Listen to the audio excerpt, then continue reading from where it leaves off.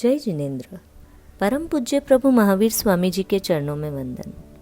बड़ी साधु वंदना की गाथा 39 और 40 में वर्णित मेघ कुमार मुनि जी की कहानी चल रही है।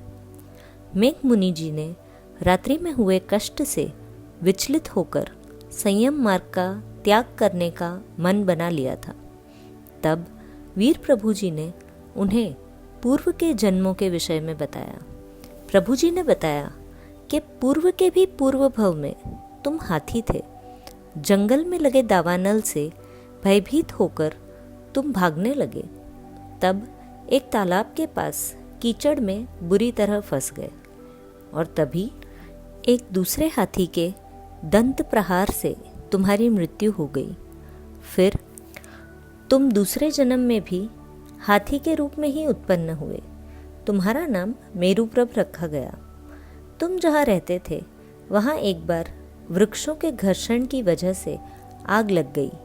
जैसे तैसे सभी प्राणियों ने अपने प्राणों की रक्षा की। उस आग को देखकर तुम्हें जाति स्मरण ज्ञान हुआ और तुम्हें पिछले जन्म के दावानल की याद आ गई। फिर तुमने इस भयंकर विपत्ति से हमेशा के लिए छुटकारा पाने के लिए 1 योजन लंबा चौड़ा एक मैदान तैयार किया जहां अंश मात्र भी वनस्पति ना हो। फिर से एक बार जब दावानल की अग्नि भड़की तब तुम भागकर उसी मंडल में पहुंचे, लेकिन वहां पहले से ही बहुत से भयभीत प्राणी शरण के लिए एकत्रित हो चुके थे। थोड़ी सी जगह में तुम भी खड़े हो गए। कुछ समय बाद खुजलाने के लिए तुमने अपना एक पैर उठाया। तब उस ठसाठस भरे हुए मांडले से उस खाली जगह में एक छोटा सा खरगोश आकर बैठ गया।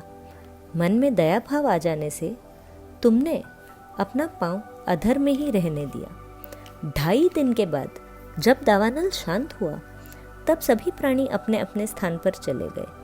वह खरगोश भी चला गया। तब तुमने अपना पैर जमीन पर रखा, लेकिन इतने समय अधर रखकर पैर अकड़ गया था और इसलिए तुम धड़ाम से जमीन पर गिर गए।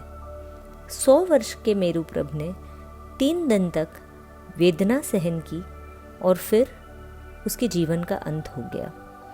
उस दया भाव से पुण्य के फल स्वरूप तुम इस जन्म में राजा श्रेणिक और रानी धारिणी के यहाँ पुत्र रूप में जन्मे हो। इतने दुखों के सामने तुम्हारे एक रात्रि की इस जरा सी तकलीफ से क्या तुम इस महान संयम पथ का त्याग कर दोगे? प्रभु के वचनों को सुनकर मेघ मुनि जी चिंतन करने लगे। उन्हें जाति स्मरण ज्ञान उत्पन्न हो गया और जैसा प्रभु जी ने फरमाया वैसा ही अपना पूर्व भव देखकर वे फिर से संयम पथ पर दृढ़ हो गए और केवल 2 नेत्रों को छोड़कर सारा शरीर श्रमण निर्ग्रंथों के लिए समर्पित कर दिया। भगवान की आज्ञा से भिक्षु प्रतिमाएं अंगीकार की, गुण रत्न संवत्सर तप आदि भी किए और अंत में संलेखना संथारा किया।